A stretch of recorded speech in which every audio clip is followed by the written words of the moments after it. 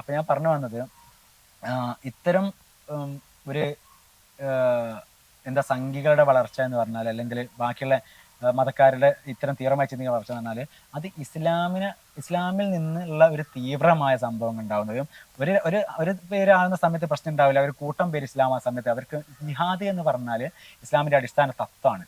അപ്പം ഒരു ഭരണഘടന മതരാഷ്ട്രവാദം ആവുന്നത് വരെ പിന്നെ എന്താ പ്രവർത്തിക്കാൻ പറയുന്നുണ്ട്.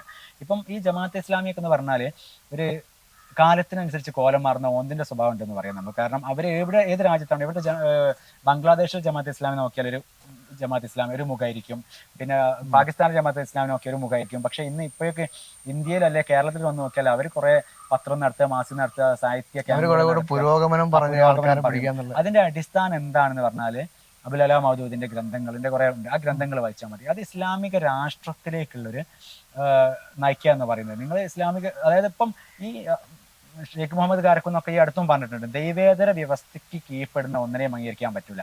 അതൊരു ജനാധിപത്യത്തെ അംഗീകരിക്കാൻ പറ്റില്ല, അതൊരു ജനാധിപത്യ വിശ്വാസികളെ അംഗീകരിക്കാൻ പറ്റില്ല.